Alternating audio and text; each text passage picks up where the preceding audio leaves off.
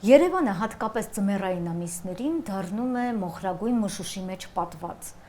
Այդ տեսարանը մեր կյանքի մի մասն է դարձել։ Օդի աղտոտվածության խնդիրը հանրային քննարկումների հիմնական խնդիրներից մեկը։ Առողջապահության համաշխարհային կազմակերպության տվյալներով Երևանի օդի աղտոտվածությունը 20-ից 30 անգամ գերազանցում է ընդունված չափանիշներին։ Այդ խնդիրը քննարկվում է արդեն նաև Երևանի քաղաքապետարանում, եւ այսօր այս տաղավարում մենք եւս քննարկելու ենք Երևանի օդի աղտոտվածության խնդիրը Էկոլուր հասարակական կազմակերպության նախագահ Ինգա Զարաֆյանի, Երևանի ավականու անդամ, նաև Երևանի պետական բժշկական համալսարանի դոցենտ Քրիստինա Վարդանյանի եւ Երևանի քաղաքապետարանի բնապահպանության վարչության պետի տեղակալ Գորիկ Ավետիսյանի հետ։ Շնորհակալություն, որ ընդունել եք մեր հրավերը եւ ուզում եմ սկսել այն հարցից, թե այսքան տարիներ Տիկին Զարաֆյան դուք որպես Էկոլուրի կարծես թե խմբագիր նաև, որովհետև դա նաև լրատվամիջոց է, հետևում եք օդի աղտոտվածության խնդրին։ Ինչ գործոններ են ազդում Երևանի օդի այսպիսի իրավիճակի վրա եւ ինչպիսի դինամիկա եք նկատում տարեց տարի։ Վատթարացման դինամիկա է, լավարկման դինամիկա է, ինչպես եք դիտարկում դա։ Խոսելով դինամիկայի մասին, ուզում եմ ուղղակի նշել, որ աղտոտվածության մակարդակը Երևանի միշտ էլ փոփոխվում է, այդքանի երեք մենք նայենք օրինակ 10 տարվա ժամանակաշրջանը կամ 20 տարվա անընդհատ փոփոխվում է, օրինակ 2000 թվականներին սկզբին հիմնական աղտոտիչը համարվում էր տրանսպորտը, հետո կամաց սկսվեց փոխել այդ պատկերը Եվ երբ որ շինարարությունը արդեն վերջի տարիներին երևի մի 5 կամ 7 տարվա ընթացքում մենք տեսել ենք, մենք որ տեսել ենք շինարարության ուղղակի մեծ բում, իհարկե արդեն փոփոխվեց եւ տրանսպորտը սկսեց կամաց իր տեղը զիջել փոշու եւ տարբեր ուրիշ արտանետումներին, որոնք բնորոշ են հենց շինարարության համար։ Մենք ունենք նաև արտադրական աղտոտվածություն, հանքարդյունաբերությունը մոտավորապես 20 երևի 20-ից ավել, մի 25-26 որ երևի Շիկրճատվել է իմ 15։ Այո, կարող է 15, բայց առաջ մենք տեսնում ենք այդքան հանք էր աշխատում, դա մետաղական հանք չէ, դա հիմնականում այդ հանքերը, որոնք օգտագործվում են ներիշինանյութերի արտադրման համար, բայց կրճատելով, ես ուզում եմ ասել, եթե օրինակ նույնիսկ քանակն է կրճատվում, ապա արտադրությունը կարող է նույն ընկերությունը կարող է ավել արտադրություն տա եւ դրանով մեկը իր մասնաբաժինը բավականին մեծ է։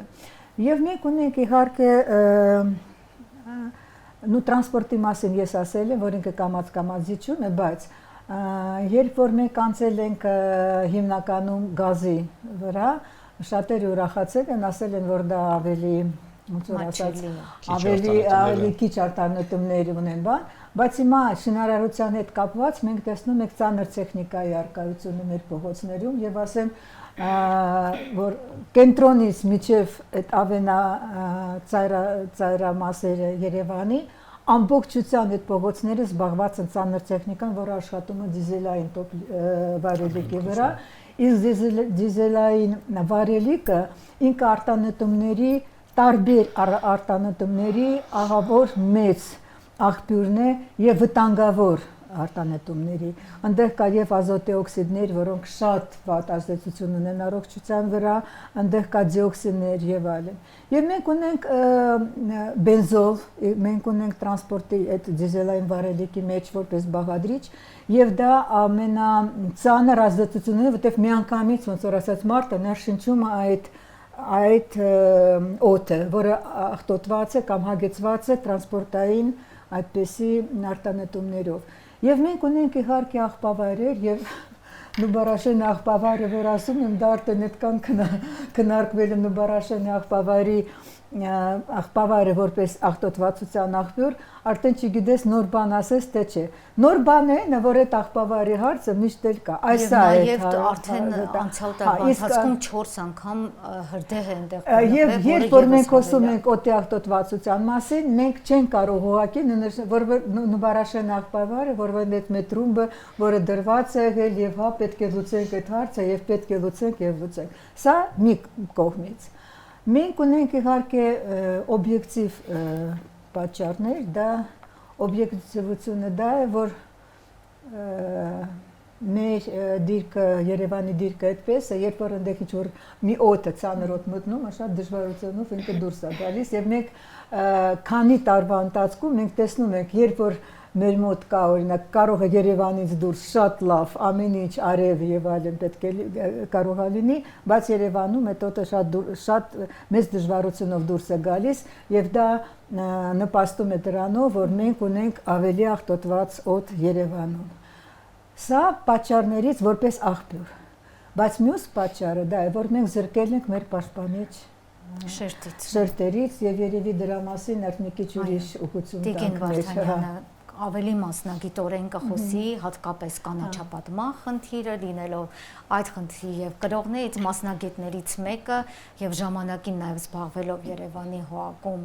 կանաչապատման խնդիրներով ինչ process է դուք բարբերաբար ձեր էջում տեղադրում եք եւ հատված ծառերը մասնագիտորեն դիտարկելով որ դրանք պետք է չհատվեին մնային եւ կանաչապատումը ընդհանրապես ինչպես է իրականացվում արդյոք Երևանի թոքերն աշխատում են Ну, ճիշտ ասած, այն ծանր ժառանգությունը, որ մենք այն պահի դրությամբ, երբ որ ես սկսեցի զբաղվել արդեն քաղաքային ստրուկտուրայում կանաչապատման խնդրով, պահանջում էր, որ ծառերի նկատմամբ առաջին հերթին դրսևորվի պահպանողական մոտեցում եւ որևիցե պարագայում ծառահատումներ չիրականացվեն եւ ամենակարևոր հարցը Երևանի համար եւ բնակչության առողջությունը պաշտպանելու համար դա լանջերի կանաչապատման հարցն է։ Այսինքն վերականգնել այն ամենակարևոր բարիերը ֆիլտրը, որը խորհրդային միության ժամանակ իրականացվեց եւ Երևանը միշտ էլ փոշոտ քաղաք ա եղել եւ փոշին լանջերից գալիս էր դեպի քաղաքի կենտրոն եւ այն ժամանակ դեռ գիգիենիստների արժեվ խնդիրը դրված ա եղել, որ ընտրեն MC ծառատեսակներ, որոնք փոշին նստեցնող հատկանիշներով օժտված են, այսինքն ֆունկցիոնալությունը այս ուղղությամբ, որտեղ մեզ սա էր պետք, եւ ամբողջությամբ ծածկվեն լանջերը, ինչն էլ արվեց եւ 80-ական թվականներին մենք արդեն ունեինք սաղարթները իրար կպած, այսինքն էկոծառայություն մատուցող անտառային ծածկ այս հատվածներում մոտավորապես 5 հեկտար դա Նորքի լանջերն էին, դա Սարալանջներ, Հաղթանակ զբոսայգու ներքևի այդ ամբողջական հատվածը շատ էին այս մասերը եւ հսկայական աշխատանք էր իրականացվել, որովհետեւ նաեւ պետք է հաշվի առնել եւ շնորհակալ լինել այն մարդկանց, որոնք սա արել են, որտեղ Երևանը ունի իր կլիմայական շատ լուրջ առանձնահատկությունները, որոնք նաեւ թույլ չեն տալիս, որ բույսերի կպչողականությունը բարձր լինի, երկու անգամ են արել, մի անգամ չի ստացվել լանջերի կանաչապատումը, հետո ռոռոկման համակարգերը փոխել են, ի վերջո ստացել են այն, ինչ որ մեզ տվեցին 90-ականների սկզբին։ Մենք ցավոք սրտի 30 տարվա ընթացքում չկարողացանք վերականգնել այն, ինչ որ մեզ տվել էին։ Հիմա ինչ որ թվային տվյալներ են օրերս քաղաքապետը հայտարարում էր, որ վերջին 22 տարվա ընթացքում չի արվել այդպիսի ծավալի կանաչապատում, ինչքան որ արվել է ուրեմն այս վերջին 3 տարիներին։ Ես ուղղակի ուզում եմ մի խնդրանք, որ քաղաքապետին ճիշտ ինֆորմացիա տան, այսինքն իրազեկումը լինի այնպիսին, որ քաղաքապետը տիրապետի թվերին, ուղղակի եւ սա Երևան AM կայքից դուրս բերած տվյալներն են եւ ապահովվածությունը ուրեմն կանաչապատ տարածքներով եւ այստեղ հսկայական նաեւ աշխատանք արվել, որի հետևանքով հիմա էլ արվում է աշխատանք, ես արձանագրում եմ, որ աշխատանք արվում է եւ փորձում են ուրեմն վերականգնել շերտը, հիմա արդեն մոտավորապես եկանք հասանք 90-ականների սկզբին, բայց դա խորհրդայինի վերջը չի, որտեղ այնտեղ հազարներով էր հեկտարներով։ Հիմա ինչից եմ ես անընդհատ խոսում եւ ինչին եմ ես դեմ։ Տեսեք, այսա օրինակ Կասկադի կողմի հատվածն է սրճարանի Թամանյան փողոցը, ուզում եմ որ դուք տեսնեք։ Այս այն ծառերն են, որոնց համար մենք մի համառ պայքար տարանք 93 թվականին, երբ որ Մոսկովյանում հատվեցին ծառերը եւ կտրեցին եւ փոխարինվեցին սակուրաներով եւ մենք այն սկզբից էլ ասում ենք, որ այդ ծառատեսակը Երևանի պայմաններում մենք չէ որ կանաչապատումը քաղաքում, ես միշտ ասում եմ, դա գեղեցկության մասին չէ, դա առողջության մասին է։ Դա գործիք է, որը բնությունը տալիս է, որ արհեստական միջավայրը, որը կոչվում է քաղաք, մենք դարձնենք մարդու կյանքի համար հնարավոր, որովհետև եթե բնությունը չլինի քաղաքում, մենք ուղղակի չենք կարող լինել։ Հիվանդությունների բեռն է ավելանալու, ինչը որ մենք տեսնում ենք եւ թվային տվյալներով արձանագրում ենք։ Ես հիշում եմ մենք բանում Մաշտոցի պուրակում 21 թվականին այս ծառերը հատեցինք եւ այսօրվա տնօրենը կանաչապատման հոակի մի մեծ աղմուկ էր բարձրացրել, թե ինչ ծառեր եք դուք հատում, իսկ ես հատել եմ բացառապես միշտ նման վիճակում եղած մահացած արդեն ծառերը։ Հիմա խնդրում եմ համեմատեք, երբ որ մեզ ասում են, որ ծառերը ոչ լոտ են, հիվանդ, մահամերձ, անկենսունակ եւ ոչ կանաչ, ես ձեզ նկարները ցույց եմ տալիս այդ ծառերի։ Ինքներդ կարող եք գարնանը գնալ եւ զբոսնել կասկադի մոտ։ Այստեղ մեզ նաեւ սրճարանի տերերը շատ օգնեցին, որ ապստամբեցին, որովհետեւ իրանք տնտեսական կորուստներ էին ունենալու։ Երևանի պայմաններում ոչ ոք չի գնա նստի սրճարանում, կիզի ճարևի տակ եւ երբ որ մենք ծառատեսակը ընտրում ենք, թեղին հենց այնպես չէին ընտրել սովետական խորհրդային տարիների մասնագետները, որովհետև խորհրդային տարիներին սա շատ ուժեղ վերահսկվում էր, նաև կենտրոնական էր վերահսկվում Մոսկվայից, գիտական մեծ շատ հեն կարես ամեն ինչի տակ, եւ թեղին որպես ծառատեսակ մնացած բոլորից տարբերվում է միավոր մակերեսին նստեցրած փոշու զանգվածով է, սա գիտականորեն հաշվարկված տվյալներ են։ Տերևի մակերեսի մասին։ Այո, տերևի մակերեսի մասին է խոսքը։ Դրա համար էին տնկում թեղի, որ կարողանային Երևանի այդ լրջագույն խնդիրը լուծեին, թոթափեին այդ խնդրեմը, որը որ կար, եւ մենք հասանք այդ արդյունքին, որ արեցին։ Մենք էլի երբեք չենք ունեցել այն ցուցանիշին չենք հասել, որը որ առողջապահության համաշխարհային կազմակերպությունն է պահանջում, կամ որտեղ ունենք երկրներ, որտեղ որ մենք առաջինը ինչի վրա ենք ուշադրություն դարձնում, երբ որ ինչ-որ միտեղ լինում ենք, առաջինը որ խնամված է, որ կանաչ է, որովհետև կանաչը միշտ տրամադրում է կյանքի, դուք ես ապահովված ես զգում, դա ինքնին բնությունն է։ Եւ այսօր, երբ որ ես տեսնում եմ այս վերջին 3 տարիների ընթացքում զանգվածաբար փողոցների երկայնքով միամոմենտ տոտալ հատվում են ծառերը, ես լինելով մասնագետ ոլորտի 30 տարի ես այս ոլորտում աշխատում եմ ինչպես պրակտիկ գիտական եւ այս սաղ տեսնում եմ հնարավոր չի ուղղակի լռել եւ ասել գիտեք ինձ տանում են քաղաքական դաշտ եւ այլն, խնդրեմ տեսեք Քեմբրիջի համալսարանից եզրակացություն, որը տվել եմ Երևանի քաղաքապետին, Ֆրանսիայի լանդշաֆտային ճարտարապետության ասոցիացիայի նախագահից նախկին ով ՅՈՒՆԵՍԿՕ-ի գիտխորհրդի անդամ էր եւ այստեղ գիտեք Միշել Պենան գրում է որ մենք Ֆրանսիայում ժամանակին արել ենք այդպիսի միջամտություն հետևանքներից մինչ օրս չենք կարողանում դուրս գանք մի արեք մեր սխալների վրա սովորեք սա Ռուսաստանի Դաշնության ԱՊՀ տարածքում միակ ուրեմն ծառերի փորձագիտական կենտրոնի տնօրենի եզրակացությունն է որ այդպիսի փոփոխություն քաղաքի քաղաք էկոլոգիական կմախքի դուք չեք կարողանալու վերականգնեք եւ վերել է եզրակացություն ԱՊՀ տարածքի բոլոր ուրեմն Միջին Ասիայի երկրների, որոնք որ կլիմայով մեզ մոտ են։ Հիմա այստեղ մի առանձնահատուկ բան կա։ Այս միջամտությունը սարսափելի է բնակչության առողջության հետ կապված ինչի, որովհետև փողոցների ծառերը դրանք ուղղակի գեղեցկության մասին չեն, որ հիմա ասում են մեզ, սրանք գեղազարդ են, չգիտեմ ինչ են եւ այլն։ Այս ծառերը հենց էկոծառայության մասին են, այսինքն փոշին նստացնի, արտանետումը կլանի կամ նստացնի, ուրեմն արևի ճառագայթները մեղմի, միկրոկլիմայական ցուցանիշները փոփոխի եւ այլն եւ տասնյակ այլ բան եւ հոգեհուզական ազդեցությունը մարդու պսիխիկայի վրա, բայց ստեղ մենք մենակ չենք, չէ՞ որ հարցը կենսաբազմազանությանն է վերաբերվում ամբողջությամբ, մենք կոպ ենք այս ընդունում մեր քաղաքում եւ ինչ ենք արել կոպից առաջ, հատել ենք բոլոր փողոցները, թռչուններին հանել ենք այդ փողոցներից, որովհետեւ նրանք չեն բնադրվում այդ ծառերի վրա, այդ ծառերի սերմերը նրանց համար սննդի բազա չեն հանդիսանում եւ ամբողջ աշխարհը պայքարում է սեփական տեսակների համար, որտեվ դա կայուն էկոհամակարգեր են ստեղծվում, իսկ սա շատ կարեւոր է եւ չի կարելի կարելի այս հարցերը ուղղակի թողել եւ տանել խոսակցությունները քաղաքական դաշտ, պետքա նստել սեղանի շուրջ եւ պետքա հասկանալ, որ միջազգային փորձագետները Քեմբրիջի համալսարանից եզրակացությունը Cavendish լաբորատորիայից էր։ Սա այն լաբորատորիան է, որ աշխարհին տվել է 30 Նոբելյան մրցանակակիր։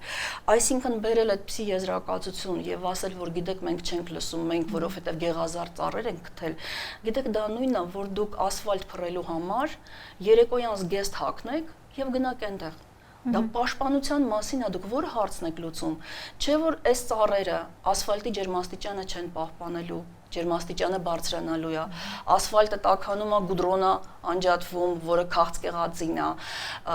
ասֆալտը արևի ճառագայթներից նրա հնամաշությունը ավելի արագանում է, ավելի շուտ է փչանալու, ավելի արագ պետքա փոփոխեք։ Մեքենաների ջերմաստիճանը բարձրանում է, բենզին ավելի արագ է ցնդում եւ տասնյակ այլ խնդիրներ։ Ես մի թիվ ուղղակի կբերեմ տնտեսական ֆորումում 3 տարի առաջ բարձրաձայնվեց այսպիսի մի թիվ, որ մեկ ֆունտը, որ Միացյալ Թագավորությունը ծախսում է կանաչապատման վրա, երկրին վերադարձնում է 7 ֆունտ, որը չի ծախսվում հանրային առողջության վրա։ Եվ կան բազմաթիվ գիտական աշխատանքներ, որտեղ թվային տվյալներով սա բերված է, ինչքանով է փոխկապակցված բնակչության առողջությունը, օրինակ ամենացածր հիվանդացությունը, այն տարածքներում է գրանցվում, որոնք մոտ են 1 կիլոմետր շարավիղով են խոշոր կանաչ զանգվածներից։ Բնակչության մահացության ցուցանիշը եւ կանաչապատման մակարդակը։ Եվ գիտությունը վաղուց այս ամեն ինչը ապացուցել է եւ փողոցի կանաչապատումը սա օդափոխության միջանցքներն են։ Այսինքն մենք ոչնչացնում ենք օդափոխության միջանցքները եւ մենք տարիներ շարունակ չենք ունենալու այն, ինչ որ ունեինք։ Եթե նույնիսկ ծառերը հիվանդ էին, իսկ նրանք հիվանդ էին եւ մենք դրա մասին խոսում ենք, դրա համար մենք 21 թվականին զանգվածային ծառերի բուժական աշխատանքներ սկսեցինք։ Մենք արգելեցինք տնօրենի հրամանով խորհետը եւ եթե կառույցում ինչ որ մեկը այդպիսի ձևով էր ծառերը կտրում, նա նկատողություն էր ստանում։ Երկու նկատողությամբ մենք ազատելու էինք աշխատանքից։ Այսինքն շատ խիստ ձևով ծառերի պաշտպանության մեխանիզմներն էր, որովհետև մենք ցավոք սրտի 5 անգամ ավելի պակաս, քան թե հիգիենիկ ստանդարտն է, ծառերի ծածկույթ ունենք։ Կա այսպիսի մի ցուցանիշ, որ ընդհանուր քաղաքի տարածքի 20%-ը առնվազն պետքա ծածկույթով փակված լինի։ Հակառակ դեպքում բնակչության շրջանում սկսվում է թթվածնաքաղց եւ թունավորումներ այն նյութերով, որոնք որ միջավայրում կան։ Այսինքն Երևանում մառատորի հարց է դրված։ Ծառահատումները պետք է արգելվեն։ Առավել եւս փողոցի երկայնքով եւ մի հետաքրքիր նաեւ բան էլ ասեմ։ Օրերս քաղաքապետը հայտարարեց, որ առել են ռեզիստոգրաֆ եւ ես տեսա, այսինքն գործիք, որը տալիս է ամբողջական պատկերը բույսի եւ կենսունակության մասին տալիս է տեղեկատվություն։ Եվ մենք 3 տարի դրա մասին ենք ասում, որ ակնադիտական չի կարելի նայել փողոցի երկայնքով եւ մի ամոմենտ ասել բոլոր ծառերը հիվանդացան, բոլորը պետքա հատվեն։ Չէ որ մենք բուժում էինք եւ ես անընդհատ էջումս տեղադրում եմ ինչ իդեալական վիճակում են այսօր տեղիները։ Հիմա այս հարց են բարձրացնում։ Ամբողջ Երևանով կաղնիները ծանր վարակ են տանում։ Ես 4 տարի դրա մասին խոսում եմ։ Ինչ ենք անելու։ Հիմա էլ կաղնիներն ենք Բագրամյանում, Իսակովի Պողոտայում եւ այսպես շարունակ պետքա ոչնչացնենք։ Ո՞րն է մեր գործողությունների քայլերը։ Եվ ոնց կարելի է արդարացնել։ Եվ հիմա դուք եկաք նրան, ինչ որ ես ի սկզբանե էի ասում, այսինքն գործիք լինի եւ քաղաքապետը ինքն ասում հնարավոր չի կենսունակությունը որոշել ակնադիտական։ Բա ինչ էի կանում ես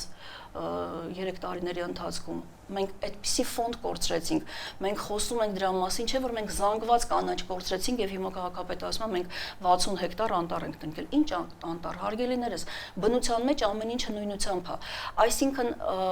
անտառը կդառնա անտառ էկոծառայություն կմատուցի, երբ որ բույսը կդառնա բույս հասուն, որովհետեւ դուք չեք կարա շան փոքրիկ ձագից պահանջեք այն հմտությունը, որը նա ունի։ Դուք չեք կարող առաջի դասարանի երեխայից պահանջեք այն հմտությունը, որը ունի գիտությունների տեխնացուն հասուն մասնագետը, դա ժամանակ է, նույնը բույսերի մոտ է, իրանք մեզանից տարբերվում են, բայց կենդանի օրգանիզմներ են նույն մեխանիզմով աշխատող։ 10 տարեկանն եք տնկել, շատ լավ է, բայց դա դեռ 50 տարեկան ծառ չի։ Փորձենք քաղաքապետարանի տեսակետը լսել, պարոն Ավետիսյան, այսքան քննադատություն հնչեցվեց նաև Երևանի էկոհամակարգի վերաբերյալ, ինչով դուք կարող եք մեզ փորձել թույլ տվեք ես ավելի շատ օդի աղտոտվածության խնդիրների վրա կենտրոնանամ եւ ասեմ, որ օդի աղտոտվածության ու կապը կանաչապատման շատ գերագնահատված է։ Մենք խոսում ենք PM օդի աղտոտվածության PM2.5 մանրահատիկ փոշու տարածման բարձր ցուցանիշների մասին, որը որ հատկապես ձմեռային ամիսներին մենք տեսնում ենք, եւ հիմնականում վերջի տարիներին օդի աղտոտվածության խոսակցությունները հենց եկել են դրանից, երբ որ արդեն հասանելի մի քանի աղբյուրներ ի հայտ եկան բնակչության համար, ովքեր կարողանում էին on-line ռեժիմով հետևել PM2.5-ի բարձր ցուցանիշներին եւ տեսնում էին ձմեռային ամիսներին այդ բարձր ցուցանիշները, եւ այդ օդի աղտոտվածության վերաբերյալ այդ խոսակցությունները հենց այդտեղից եկան, բայց դրա վրա կանաչապատման ազդեցությունը շատ փոքր է եւ ինչ գործոններ են ազդում։ Դրա վրա հիմնական քանի որ ինքը տեսանելի փոշի, ինքը մանրահատիկ աերոզոլի նման մանր հատիկներ են, որը օդի հիմնական շրջանառության տեղաշարժերի հետ տեղափոխվում է մեծ տարածքներ եւ դրա վրա ազդում է նաեւ տարբեր աղբյուրներ են դրա աղտոտման աղբյուրները Շինարարությունը ազդում է։ Շինարարությունը ավելի փոքր է ազդեցությունը, քանի որ շինարարությունը ավելի մեծ արտանետումներ ազդում են։ Հիմնականում տրանսպորտային արտանետումներն են դրա վրա ազդում եւ հիմնականում ինքը նաև այլ տարածքների տեղափոխում կարող է հարյուրավոր կիլոմետրերով տեղափոխվել, որովհետև ինքը շատ թեթև է եւ օդի մեջ կախված վիճակում երկար ժամանակ մնում է եւ իր այդ ֆիլտրումը նստեցումն էլ շատ դանդաղ է տեղի ունենում եւ կանաչ տարածքներն էլ այս մասով շատ մեծ օգնություն չեն կարող ցուցաբերել, օրինակ բերեմ, որ առավոտյան հետևում է օրինակ Բալկանյան երկրների մի քանի քաղաքներում, որոնք անդառի մեջ թաղված են այդ քաղաքները, բայց PM2.5-ի մակարդակ ավելի բարձր էր, քան Երևան քաղաքում այս պահին։ Այսինքն ինքը շրջապատված լինելով հարյուրավոր հազարավոր հեկտարներով անտառներով ամեն դեպքում մթնոլորտի այդ ընդհանուր շրջանառություն եւ տեղի աղտոտումները բերել են աղտոտման ավելի բարձր ցուցանիշի, այսինքն մենք որ մտածենք կանաչ տարածքներով կարողանալու ենք այդ հարցը լուծենք, դա սխալ է մենշնակ։ Բայց դա մեկ գործոնն ենք դիտարկում, որպես գործոն ես ասում եմ պետք չի գերագնահատել այդ մի գործոնի դերը։ Այլ գործոնների մասին խոսենք։ Ինչ է անում քաղաքապետարանը։ Ես կներեք էլի նախ վերջացնեմ կանաչապատման թեման, հետո անցնենք արդեն մեր օդի աղտոտվածության վերաբերյալ մեր իրականացվող քայլերին։ Նախ այդ հաշվետվության մասով, որ 2013 թվականի կանաչ տարածքների տվյալները կան, հրապարակված լավ կլիներ 3-ից 7-ը 40 հեկտար կանաչ տարածքais զեկույցի ամսաթիվը 2013 թվականին իրականացվել 2013-ին, բայց խոսում ենք 2003-ի մասին, այսինքն 13-ին, երբ որ բնապահպանության վարչության պետը զեկուցում է, ինքը արդեն զեկուցում է այն աշխատանքի մասին, որը որ 90-ականներից հետո, այո, 2003-ից 2007-ը օրինակ։ Այդ թվերը որ կա կանաչ տարածքների թվերը, դա ոչ թե կանաչ տարածքի ավելացում է տեղի ունեցել այդ տարիների ընթացքում, այլ տեղի ունեցել կանաչ տարածքի նշանակության փոփոխություն այլ ֆոնդից դեպի ընդհանուր օգտագործման կանաչ տարածք, սահմանափակ նշանակության կանաչ տարածքի տեղափոխում է տեղի ունեցել ընդհանուր օգտագործման կանաչ տարածք եւ դրա հաշվին իրականացվել է թվի աճ է։ Այսինքն 900-ից մենք հիմա եկանք հասանք մոտավորապես էլի 900-ի, ինչ որ մի բան արվեց, չէ՞։ Թե այս վերջի մենակ 3 տարվա ընթացքում արվեց եւ մենք եկանք հասանք խորհրդային 2003-ից մինչեւ 2013 թվականին տեղի ունեցած աճը չի եղել կանաչ տարածքի ընդլայնման հաշվին։ Եղել է այլ կանաչ տարածք չի ստեղծվել Երևանում առհասարակ։ Մինչեւ 23 թվականը ոչ մի դուք ինքներդ շատ լավ գիտեք, որ կանաչապատման հողակի ստեղծումից նախորդած մի քանի տարիների ընթացքում կանաչապատման առանձին ՓԲ-ներ գոյություն ունեն, որոնք զբաղվում են։ Ես չեմ էլ ասում, բայց հիմա նույն, չէ, բայց հիմա նույն, չէ, ուղղակի հիմա նույն, չէ, հարցը նրանում է, որ նույն ՓԲ-ներն են հիմա կանաչապատման հողակի կազմում։ Բայց կա ընդհանուր կառույց, որ ունի ինչ գործունեություն է իրականացնում, առարկությունը կարող են քվացնել հետո։ Իրականացում են ներկա տեմպերը, որ կանաչապատման աննախադեպ են, դա միանշանակ է եւ հնարավոր չէ այդ զեկույցով դա հերքել, այդ զեկույցը լրիվ ուրիշ բանի մասին է։ Մյուս կողմից նաեւ կանաչ տարածքների դերի մասին որ խոսում ենք, ձմեռային ամիսներին մեր հիմնական կանաչ ֆոնդը տերևատապ ծառեր են, որոնք ձմռանը չունեն տերևներ եւ չեն իրականացնում այդ փոշի նստեցման ֆունկցիան եւ այդ առումով նաև այդ թերին, որը նկարը ցույց եք տալիս, ինքը ձմռանը չի կարող իրականացնել այն ֆունկցիան, որը ակնկալում ենք իրենից։ Գիտական բազմաթիվ փաստեր կան, որոնք խոսում են դրա մասին, որ ձմռան ընթացքում բույսերը շարունակում են մասնակցությունը իրանց մանավանդ ճանապարհամերձ տարածքում, որովհետև կարևորը այդտեղ կա նաև այդ մասնիկների, երբ որ նրանք խփվում են, նրանց շարժունակության վրա է դա ազդում, այ դուք որ ասում եք տեղափոխվում են կիլոմետրեր, նրանք ճանապարհի կողմից էլ են տեղափոխում եւ երբ որ շիտը բարիերը ծառերի սաղարթի ձևով կա PM2.5-ի մասին չեմ ես ասում, պետք չի մենակ պատկերացնել, որ Երևանում միայն PM2.5 մենք ունենք եւ միայն դա է ախտոտիրը։ Վերածենք, փորձենք պարոն Ավետիսյանին տալ հնարավորություն ամբողջական հնչեցնելու, ինչպես է պատկերացնում քաղաքապետարանը։ Խնդիրը ընդունում ենք, որ կա։ Խնդիրը մենք ընդունում ենք, որ կա, բայց ոչ այն ձևով, ինչ Ինչ ձևով լուծումներ են ոչ մասնագիտական դաշտում, այլ կանաչապատումը մեկ գործոնն է, այլ գործոններ, ինչպես ենք մենք նախ պետք է հասկանալ խնդիրը աղբյուրները, աղտոտման աղբյուրները, որոնք են փորձել ենք հասկանալ, թե ոչ։ Փորձելու հասկանալու համար պետք են սարքեր, որոնք չափում են արտանետումները տարբեր աղբյուրներից։ Հիմա կան չափումներ սատելիտների միջոցով իրականացվող, որը որ մոտավոր պատկեր տալիս է, բայց ոչ շատ մեծ ճշգրտությամբ։ Իսկ ճշգրիտ տվյալներ մեզ պետք են քաղաքականություն մշակելու համար, սահմանափակումներ մշակելու համար պետք են ճշգրիտ տվյալներ։ Դրա համար մենք սարքեր ենք ձեռք բերելու, միջև հիմա ասեմ ինչ է արվել։ Քաղաքապետարանի կայքում տեսել եք շինհրապարակներում տեղադրված մոնիտորինգի սարքերի ցուցանիշները, որը 24 թվականից արդեն հասանելի էր բոլորի համար եւ բաց հասանելիություն ուներ։ Այդտեղ ավելացվել է այս տարի երկու նոր բաժիններ։ Առաջին բաժինը ցույց է տալիս հստակ կոռելացիոն կապ օդի աղտոտվածության ցուցանիշի աճի եւ մթնոլորտի ստորին շերտի բարձրության մակարդակի միջև։ Այսինքն, երբ որ ձմեռային ամիսներին մենք ունենում ենք ինվերսիոն երևույթներ եւ մթնոլորտի ստորին շերտը նախկինում, եթե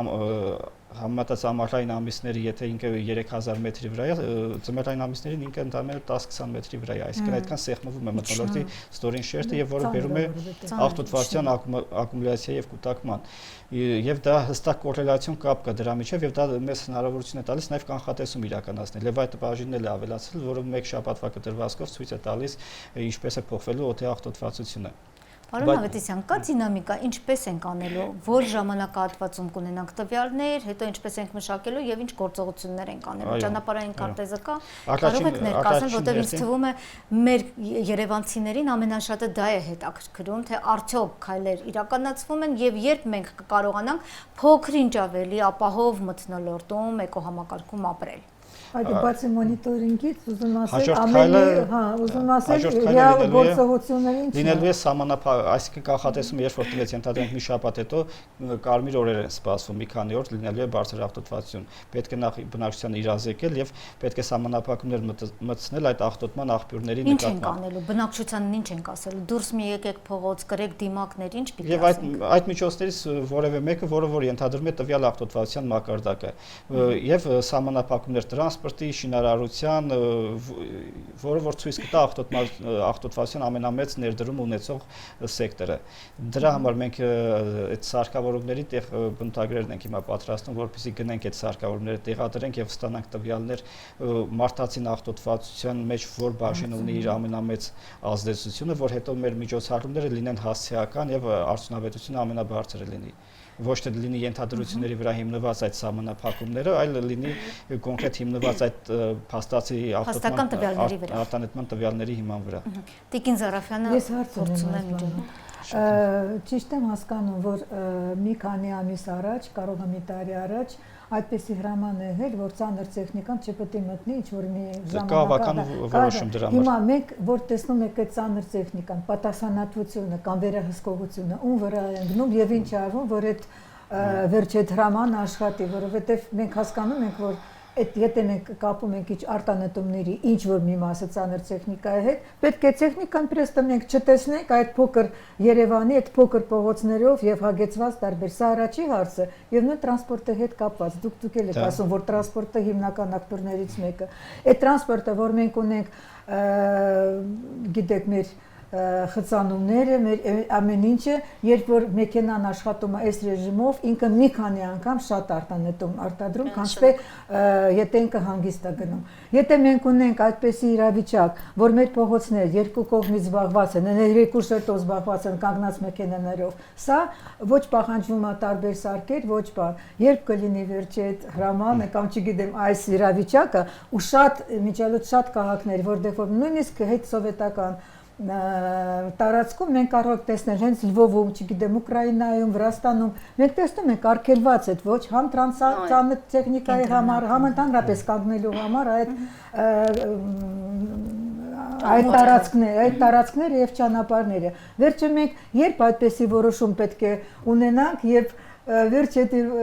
իրականացնենք այդ շատ հեշտ առանց ինչ որ նոր ներդրումների միջոցով ուղղակի կական սա օրինակ սա մեր պահանջն է եւ ես ուզում եմ որ այդ պահանջը հարցի տեսքով ձեզ ներկայացնեմ այդ ձեր նշած պահանջը կարծեմ 2024 թվականից գործում է 2.5 տոննայից բարձր բեռնատարողությամբ տրանսպորտային միջոցների համար փոքր կենտրոնում արգելված է աշխատանքային ժամերին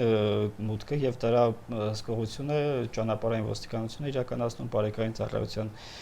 միջոցով իրականացվում իսկ այլ սահմանափակումներ մտցնելու համար անցած տարի ավականին կարծեմ անցած տարվա վերջին որոշում ընդունեց երթևեկի տրանսպորտային հոսքերի կառավարման կենտրոնի ստեղծման, որը սկսելու է աշխատել այս տարի եւ իր այդ արդյունքը լինելու է այդ սահմանափակումների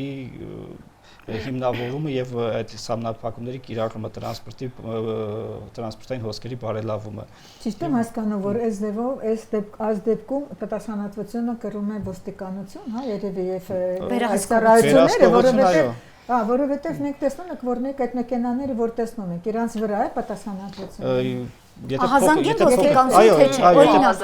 քաղաքացին զանգահարի պատասխանատու կանչեն պատասխանատու տրանսպորտի համար երթևեկության համար պատասխանատու մարմիններին ճանապարհային երթևեկություն ոստիկանություն այսինքն ահազանգել ոստիկանություն կարելի է եւ պետք է հա իրենք էլ կարծում եմ եկեք հա որոշում գտնենք հիմա մի հարց ունեմ մի հարց էլ Տիկին Վարդանյանից օրինակ երբ որ քաղաքապետարանը մրցույթ է հայտարարում եւ շինարարություն պետք է իրականացվի քաղաքապետարանն է իրականացնում սա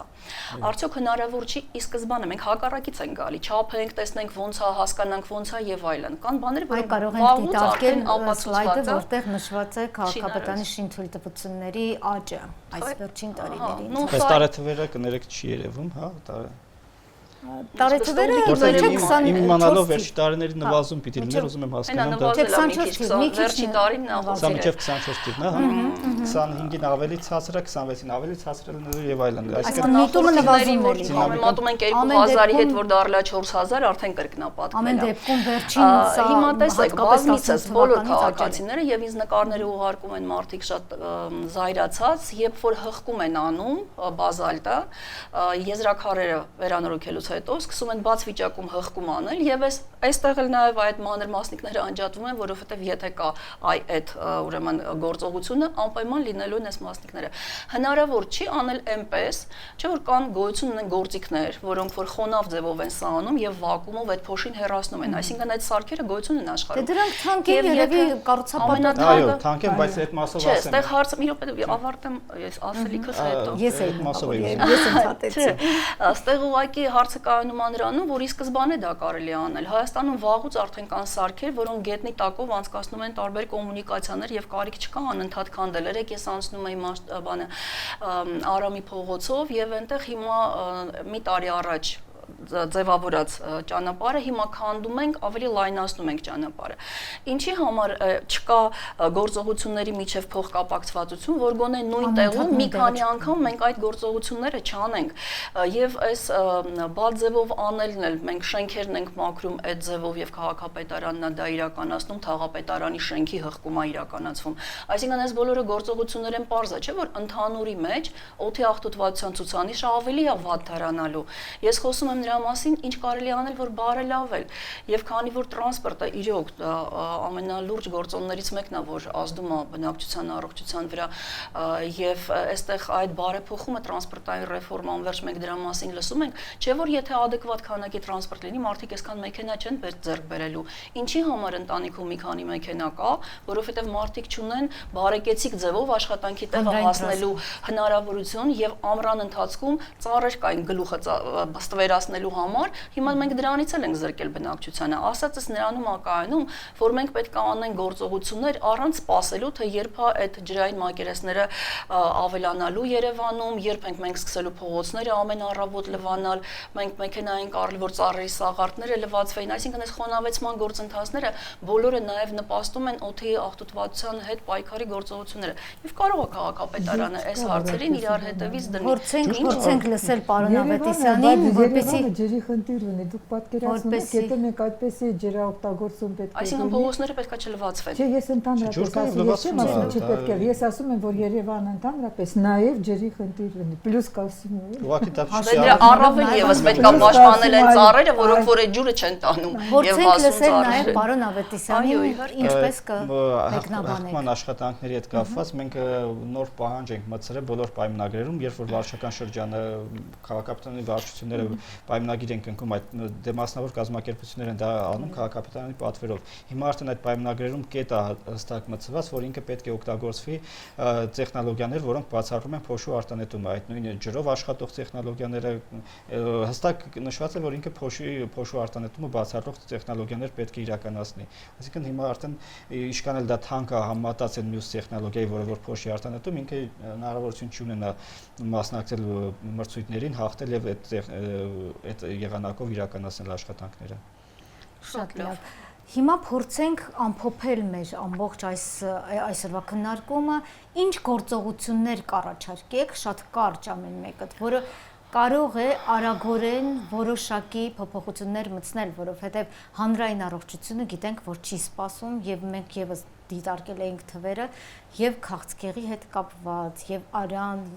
եւ սրտանոթային հիվանդությունների հետ կապված շնչառական բոլորը կտրուկ բարձրացել են եւ դա այդ կորելացիան ցույց է տալիս օդի վատթարացում, առողջության վատթարացում։ Միգուցե այլ պայմաններներ են ավելացել։ Միանշանակ եւ այլ պայմաններ կան, բայց դա բնականաբար ստրեսային պայմաններ կան, բայց մթնոլորտային բաղադրիչը բոլոր գիտնականները նշում են եւ միգուցե գիտական տեսակետը դուք եւս հնչեցնեք։ Ես կարծում եմ, որ ամենակարևոր բանը դա կազմակերպչական մոտեցումներն են, որոնք շատ մեծ ռեսուրս չեն պահանջում, դա որոշում է։ Տեսեք, հիմա իմացանք, որ քաղաքապետարանը որոշում է կայացրել, որ բանում այդ տեխնիկական հանձնարարության մեջ լինելու է, որ այդ գործիքները լինեն։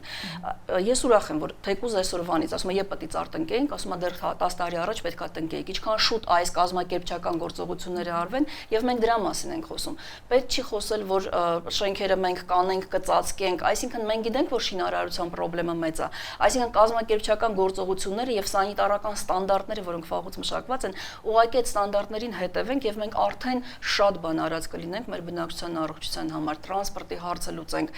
ջրային մակերեսների, կանաչ տարածքների նկատմամբ ավելի բան վերաբերմունք պաշտպանողական մորատորի հատելու վրա, միջև մենք կգանք կհասնենք այդ թույլատրելի սահմաններին։ Եվ ես կարծում եմ դա մեծ ջանքեր քաղաքապետարանից չի պահանջում, որովհետեւ եթե նշաձողը քաղաքապետարանը դրեց, այն մարդիկ, որոնք որ մրցույթներին մասնակցել են, նրանք ստիպված են լինելու բարձրացնել իրենց ապահովվածությունը, որ իրանք ուղղակի կարողանան այդ շատ իրանց համար հետաքրքրություն ներկայացնող քաղաքապետարանի տենդերներին մասնակցեն։ Տիկին Զարաֆյան, նաև կուզեի որպես լրատվամիջոցի նաև ղեկավար, ինչպես եք տեսնում նաև բնակչության հետ կապը, ինչպես ահազանգել, ինչպես պատրաստել հասարակությանը։ Ես կարծում եմ, որ շատ բաներ կա, շատ մեծ ծավալով տեղեկատվություն կա, որը բնակչության շատ պետք է իմանալ եւ ինքը չի իմանում։ Օրինակ մենք լսում ենք Տիկին Վարդանյանից շատ տարբեր տվյալներ, որոնք ասում են առողջության վատթարացման մասին եւ այլն, բայց այդ տվյալները մարդը օրինակ տղաչ հոտ է գալիս, մարդը շացուց սովորում է, որ այդ հոտը տղաչ է, ոչինչ, ինքը ասենց կարող է դիմանա, բայց այդ ինքը իմանա, որ այդ հոտից կարող է երեխան, իր երեխան կամ ինքը կարող է շատված գա եւ շատված գա եւ նույնիսկ հասնի միջև հիվանդանոց, ինքը լրիվ ուրիշ ձևով կվերաբերվի։ Մեր տեղեկատվական հոսքը շատ քիչ է ուղղությամբ եւ ես կարծում եմ, որ այստեղ շատ մեծ գործ ունի ոչ թե միայն քաղաքապետարանը կամ բանաստեղ առողջապահության նախարարության, ինքը որպես իրանց մի քիչ այսպես հերո է պահում։ Շատ հազվադեպ դեպքում մեկ ինք ասում է, հա, այո, այնտեղ օրինակ նույն ու բարաշնախ բավարում, չէ, այրվում է, խնդրում ենք դες մի քիչ հանգիստ պահեք, դուրս մի եկեք եւ դա ի՞նչ է նշանակում։ Դու պետք է ամեն օր տաս տեղեկատվություն քո առողջության, ոչ թե որ այնտեղ այրվում են կամ բան, այլ քո առողջության մասին, եւ պետք է ասես, առողջության վրա այսպեսի այսօր մենք ազդեցություն ունենք, անվնաս կամ վնասակար կամ ինչ որ մի բան, որ մարդը իմանա ինչից ինքը կարող է խուսափվի, սա առաջինը։ Եվ ինչ մեթոդներով։ Դա է գործը եւ դա գործը, ինքը պետք է ուսումնասիրի այդ ոլորտը, ինքը պետք է մասնագետներ, իսկ մենք մասնագետները շատ լավ ունենք, մենք արդեն լսել ենք մասնագիտական եւ կարծիքը, ինքը պետք է մասնագիտական կարծիքի վրա անպայման այդ հոսքը ավելան։ ավելացնի։ Սա առաջինը։ Ու երկրորդը ես կարծում եմ, որ ստեղ կա պատասխանատվության հարցը։ Մենք ունենք կոլեկտիվ պատասխանատվություն, որը նշանակում է, որ այդ պատասխանատվությունը մոտիկը 0-ի։ Կոլեկտիվ պատասխան, ես չեմ հիշում, որ ինչ որ մի հատ նախարար կամ չգիտեմ կամ ամենաբարձր պաշտոնյաները զրկվեն իրան պաշտոնից, որովհետև չեն կատարել իրանց վրա ինչ որ պարտականություն, որով պարտականություն։ Ինչի համար, որտեվ ընդհանուր նախարարությունն է պատասխանատու, ոչ թե նախարարությունը, ոչ թե քաղաքապետարանը, ոչ թե ինչ-որ այլ կոնկրետ մարդ, որը ստորագրել է այդ որոշումը, եւ այդ որոշումը կամ ինքը պետք է վերահսկի, չի վերահսկում, կամ նույն ոստիկանությունը եւ այլը։ Մենք ինչ-որ ձևով պետք է անցնենք այդ կամ պետք է ուժեղացնենք այդ կոլեկտիվ պատասխանատվությունը եւ ստույգ հասկանանք, մենք ունենք այդ վերահսկում, թե չունենք։ Մենք ունենք այդ որոշումների կատարում կամ չունենք եւ այլն եւ այլն։ Իսկ եթե չեն կատարում, ով է մեղավոր, որպեսզի հասկանանք ումից մենք պահանջատեր ենք։ Մենք բնակիչները պահանջատեր ենք, բայց չգիտենք ումից պահանջենք։ Այսա է։ Կամ քաղաքապետարանի ներկայացուցիչը, արդյոք հնարավոր է քաղաքապետարանից պահանջել եւ ինչքան կարող ենք պահանջել եւ արդյոք կատարվում են այդ պահանջները թե ոչ։ Պահանջները ես նշեցի ինչ քայլեր իրականացվում, քանի որ օդի աղտոտվածությունը մենք փաստում ենք արձանագրում ենք, որ մշտական խնդիր չի Երևան քաղաքում կոնկրետ սեզոնին եւ կոնկրետ օրերի սեզոնի ընթացքում տվյալ սեզոնի։ Այսինքն մենք պետք է թիրախային գործողություններով այդ օրերին նվազեցնենք։ Նուբարաշենի աղբավայրը մշտական խնդիր է եւ ավելի շատ ամառային ժամանակահատվածում։ Նուբարաշենի աղբավայրը վերջին հրդեհից հետո մեծածավալ աշխատանքներ են իրականացվել եւ գրեթե ինքը մոտեցել է սանիտարական աղբավայրի եւ այնտեղ եթե տարածքում չեք եղել, կարող եք այցելել եւ այդ սարերի ձորերի տարբերություն կա այդ այրվող աղբավայրի եւ հիմիկվա աղբավայրի միջև, ինքը գրեթե մոտեցել է սանիտարական աղբավայրին իր հիմիկվա վիճակով եւ կլինեն հրդեհներ, չեն լինի, օդը կտարածվի, չի տարածվի։ Ցավոք չեք տեսնելու եւ չի լինելու արդեն այդ վիճակը, որ նախկինում կար եւ մշտական ազդեցություն ունեցող գործոն չի այդ գործոնը, իսկ մնացածի մասով մենք պետք է փաստարկված թիրախային գործողություններ իրականացնենք այդ կոնկրետ ժամանակահատվածում, կոնկրետ օրերին, որ չունենանք բարձր աղտոտվածություն։ Դրա համար պետք են հիմքեր, դրա համար պետք են չափումներ, ոչ թե ենթադրություններ։ Եթե մենք հիմնվենք ենթադրությունների վրա, բոլորը ենթադրում են, որ շինարարությունն է ամենամեծ խնդիրը եւ եթե սահմանափակենք շինարարությունները եւ հետո տեսնենք, որ չէ, շինարարությունը չէ, այսինքն մենք չափազանց թանկ ժամանակ ենք կորցնելու եւ տնտեսական վնասներ ենք կրելու։ Դրա համար պետք է նախորդ իրականացվի այդ չափումները եւ գնահատականը եւ դրա հիման վրա լինեն բոլոր սահմանափակումները։ Մի հարց էլ ես տամ, իհարկե, որպեսզի հասարակության համար լինի տեսանելի։ Երբ ենք ավարտում չափման աշխատանքները, երբ ենք սկսում գործողությունները։ Այս տարվա ընթացքում այդ ամեն ինչը լինելու է։ Այս տարվա ընթացքում նաև աշխատելու է նոր ստեղծված հիմնարկը համայնքային տրանսպորտի կարգավորման եւ այս տարվա ավարտին արդեն մենք ունենալու ենք կոնկրետ գործողություններ։ Կարող ենք ասել 2026 թվականի ավարտին մենք կարող ենք խոսել արդեն իսկ գործողությունների մասին իրականացված։ Շատ Վարդանյան, խնդրեմ։ Գիտեք, հիմա նայում էի շինթույլտվությունների թվերին, ոնց է ավելացել, եւ երբ որ մեզ ասում են չափումներ են պետք եւ այլն, գիտեք, հիգիենիկ գիտությունը, կոմունալ հիգիենան, այս ամենը եւ ստանդարտները ամեն ինչի տվել է։ Հասկանում եք, 3 սենյականոց բնակարանում կարան ապրեն 5 հոգի։ 500 հոգի չեն կարող ապրել։ Հիմա մենք Երևանը սենց գերկառուցապատելով, հարցը հոմիային օդի աղտոտվածությունը չի, որ մենք շինարարության մասն ենք խոսում։ Այս գերկառուցապատումը բերում է ջերմային կղզիների ձևավորմանը, հանել ենք ծառերը ամբողջությամբ։ Եթե ասում ենք ամռանը մեր մոտ փոշու խնդիրը դրված չի, ջերմային կղզիների խնդիրն է դրված, ծանրագույն աղմուկի խնդիրն է դրված, կանաչ տարածքները այս հարցերը լուծում են,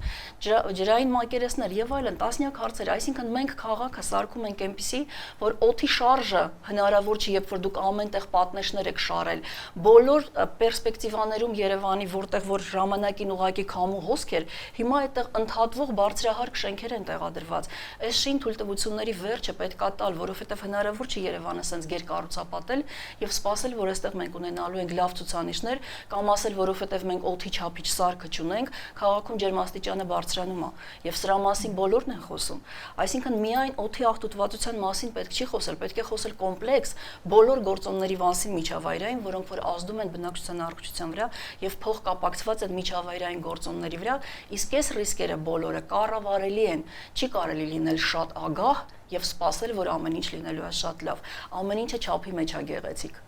Շատ լավ։ Մի բան ես ուզում եմ ավելացնել, ձեր ասացի հիման վրա ուզում եմ ասի իմ կոչը կարելի անել։ Մենք հոկտեմբերին պետք է ընդունենք COP17 կենսաբազմազանության կոնվենցիայի մասին կողմերի ընդհանուր ժողովը եւ դա մեր երևի Հայաստանը առաջի անգամ այս մակարդակի այդպեսի մի ժողով է կազմակերպում, որովհետեւ տարբեր երկրներից ամենաբարձր մակարդակով ստա պետք է գան պատվիրակներ եւ ես ուզում եմ ասել, որ երբ սպասվում է մոտավորապես 30-ից մինչև 40,000 ընդհանուր այդպեսի քանակության պատվիրակ։ Որը պատվիրակություններ, այո,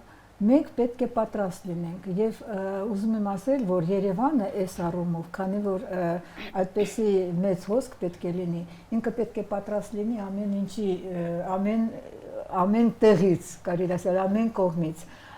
Եթե մենք չենք հասնի եւ սա առաջինը, ուրեմն մենք պետք է հասնենք Երևանը դարձնենք այդպես, որպեսզի մարդիկ գան եւ հասկանան, որ դա իրոք էկոլոգիապես